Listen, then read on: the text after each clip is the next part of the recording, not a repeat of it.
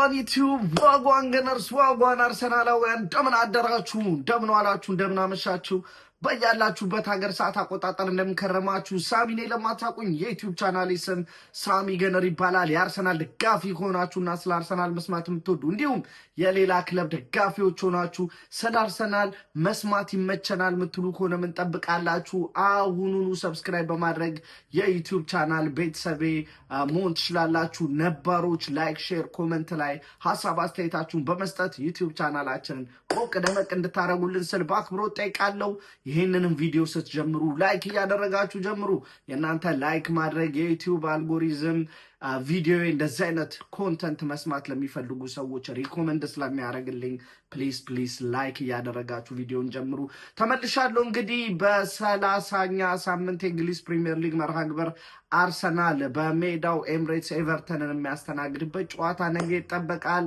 ስለዚህ ጨዋታ አንዳንድ ነገር ለማለት ነው የመጣሁት። እንግዲህ አርሰናል ሌላኛ ጨዋታ የማሸነፍ ግዴታ ውስጥ ሆኖ የሚጫወተው ጨዋታ ነው ለኔ። ምክንያቱም ደግሞ ይሄ በጣም ክሪቲካል የሆነ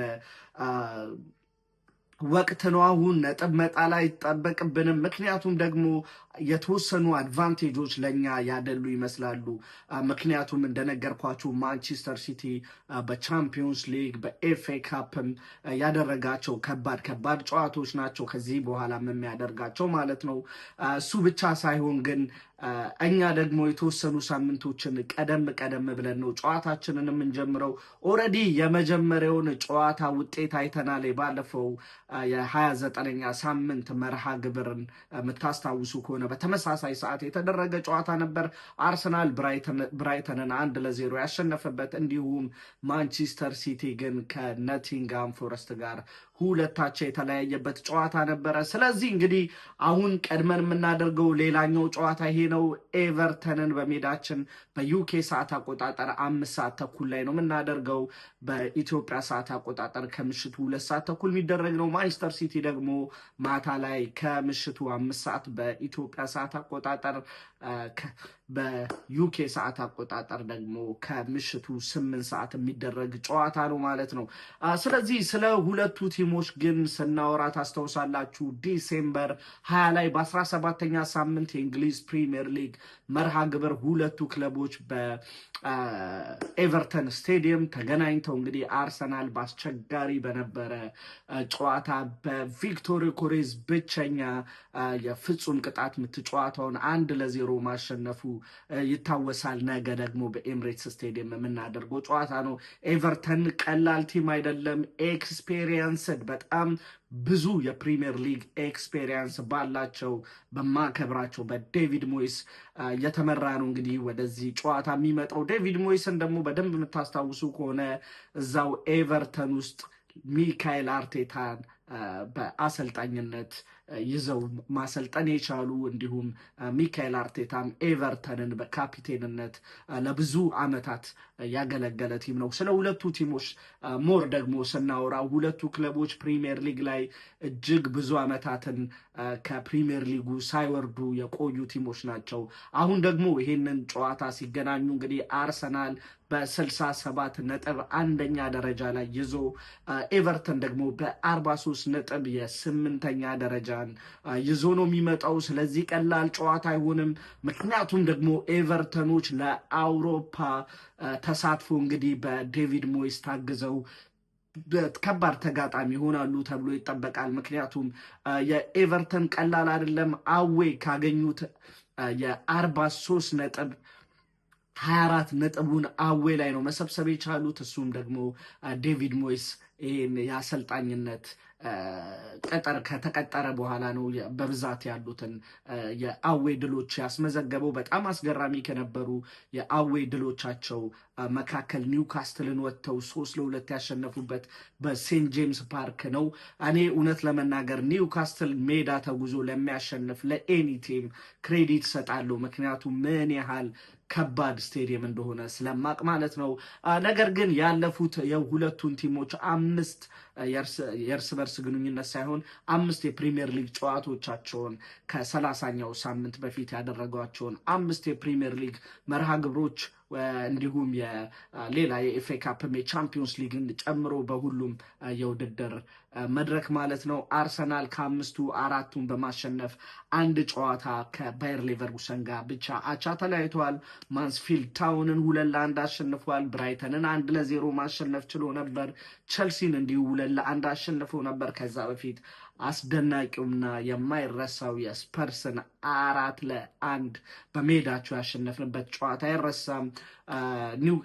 ኤቨርተን ወደዚህ ጨዋታ ሲመጣ በርንሌን 2-0 በማሸነፍ ነው። ከዛ በፊት ኒውካስትልን እንግዲህ በሜዳቸው 3-2 አሸንፈዋል።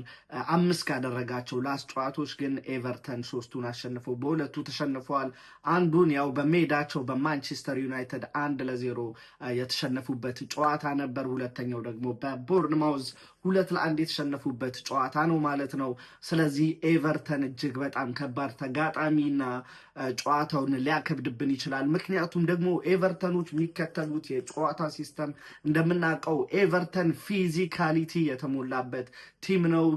ፊዚካል ፉትቦል የሚጫወት ከዛም ግን ፊዚካል ፉትቦል ብቻ ሳይሆን በካውንተር አታክ የሆነ ነገር ለመፍጠር የሚሞክር ቲም ነው። ሌላው አስደናቂ እንግዲህ ነግሬያችኋለሁ፣ አዌ ሪከርዳቸው እጅግ በጣም አስገራሚ ነው። ምክንያቱም ደግሞ በዘንድሮ የፕሪሚየር ሊግ ሲዘን እንግዲህ አዌ ጨዋታዎችን ብዙ ማሸነፍ የቻለው አርሰናል ነው። 9 ጨዋታዎችን ከሜዳ ውጭ ተጉዞ አሸንፈዋል። ቀጣይ ላይ የሚቀመጡት ግን 1 3 4 ቲሞች ናቸው።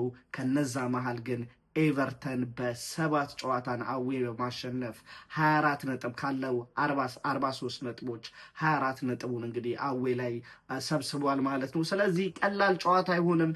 የእርስ በርስ ግንኙነታችን ከተመለከተን የአለፉት 6 እርስ በርስ ግንኙነታችንን ስንመለከት አርሰናል ምንም ጨዋታ አልተሸነፈም ማለት ነው። 4 ጨዋታን አሸንፎ 2 ጨዋታዎችን ደግሞ በአቻነት ነበር የተለያዩት። ነገር ግን ከዛ በፊት የነበሩትን 5 ጨዋታዎች የተመለከተ እንደሆነ ግን 4ቱን ኤቨርተኖች ማሸነፍ ችለው ነበር። አስቸጋሪ ቁጥር ነው እንደምትመለከቱት እዚህ ላይ ያለው ማለት ነው። እንዲሁም በጠቅላላ በሁለቱ ክለቦች መካከል በ214 ጨዋታዎች ላይ ተገናኝተዋል። በ108 ጨዋታዎችን አርሰናል ማሸነፍ ሲችል 45 ጊዜ አቻ ተለያይተው 61 ጨዋታዎችን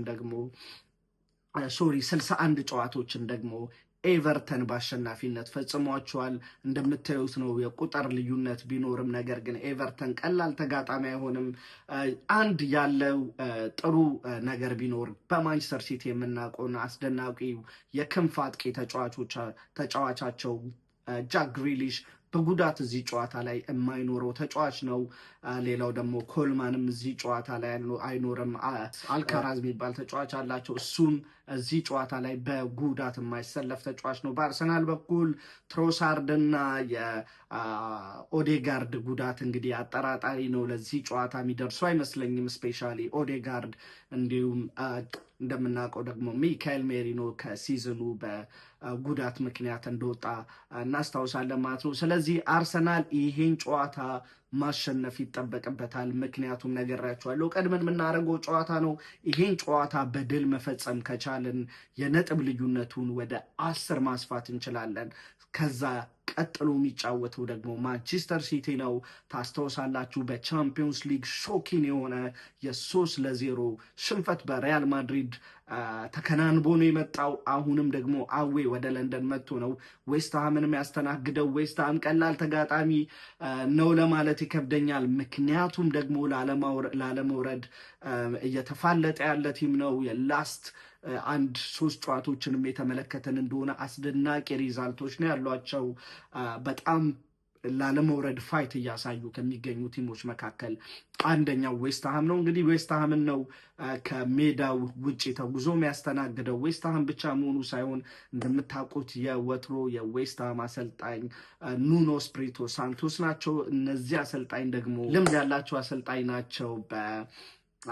ቶትናም ተመልክተናቸዋል። ባይሳካላቸውም እንኳን ግን አስደናቂ የነበረ የኖቲንግሃም ፎረስት የአሰልጣኝነት ጉዞ ነበራቸው። እንዲሁም በወልቨርሃምፕተንም ለረጅም ጊዜ ጥሩ ነገር በወልቨርሃምፕተን የሰሩ ድንቅ አሰልጣኝ፣ በግሌ ከማደንቃቸው ድንቅ አሰልጣኞች መካከል እኒህ ፖርቹጋላዊ አሰልጣኝ ኑኖ ስፕሪቶ ሳንቶስ ይገኙበታል ማለት ነው። ስለዚህ የአርሰናል ይህን ጨዋታ ማሸነፍ የ10 ነጥብ ልዩነት ሆኖ ማንቸስተር ሲቲ አዌ የሚያደርገው ጨዋታን ጫና ውስጥ ለመክተት ወሳኝ ጨዋታ ነው። ማንቸስተር ሲቲ ቢያሸንፍም እኛ የቤት ስራችንን በአግባቡ እስከተወጣን ድረስ ምንም ነገር የሚፈጠር ነገር አይኖርም ማለት ነው። እንግዲህ ስለ ውጤት ግምቱ ጋር ስንሄድ አርሰናል ይህን ጨዋታ 2-0 ያሸንፋል ብዬ አስባለሁ። የፈርስት ሀፍ ከመጠናቀቁ በፊት አንድ ጎል ያስቆጥራል። ከዛም ሰከንድ ሀፍም እንዲሁ ከመጠናቀቁ በፊት ነርቨስ የሚሆን ጨዋታ ነው። እሱን ጎል አስቆጠረው። እንግዲህ 2-0 አርሰናል ያሸንፋል የሚል የግል ግምት አለኝ። የእናንተ ግምት ምን ይመስላል?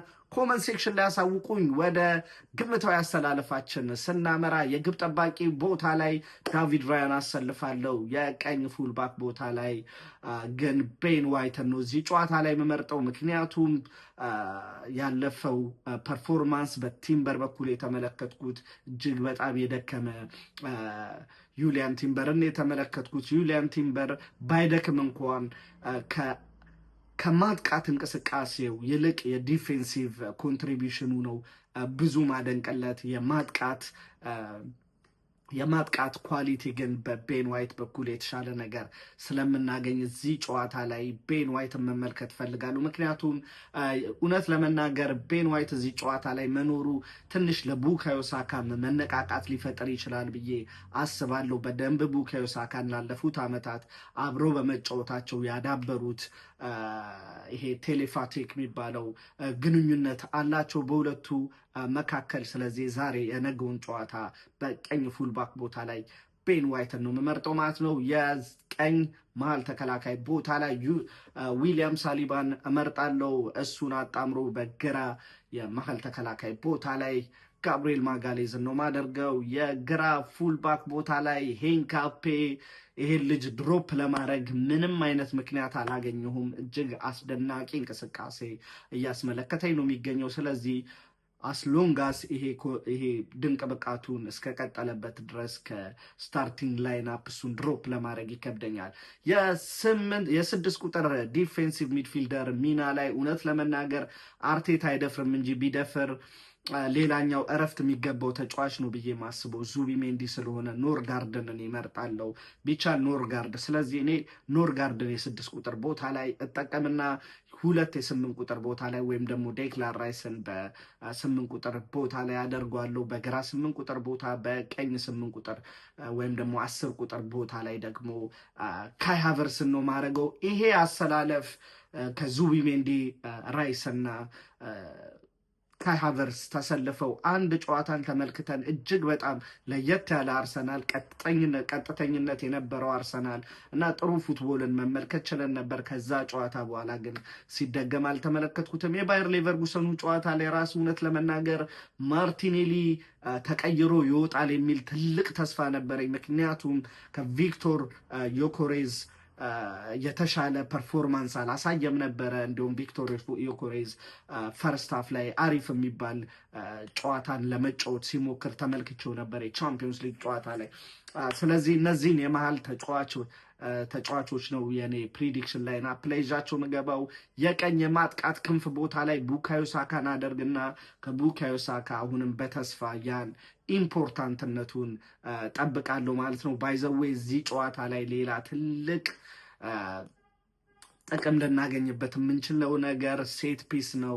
ሴት ፒሳችንን በአግባቡ መጠቀም አለብን። ምክንያቱም ከዴድ ቦል ከሚባሉ ወይም ደግሞ ከቆሙ ኳሶች፣ ከፔናልቲ፣ ከጁርወራ፣ ከቅጣት ምት፣ ከኮርና፣ ከማዕዘን ምት የተሻሙ ኳሶች አርሰናል በዚህ ሲዘን ወደ 24 ጎሎችን በማስቆጠር ከሙሉ ዩሮፕ ከቆሙ ኳሶች ወይም ከዴድ ቦል ብዙ ጎሎችን ያስቆጠረው ቲም አርሰናል በአንደኝነት ሲቀመጥ፣ በፕሪሚየር ሊግ ደግሞ 8 ጎሎችን ብቻ ከዴድ ቦል ማግኘት የቻለው ኤቨርተን 20ኛ ደረጃ ላይ ነው የተቀመጠው ማለት ነው።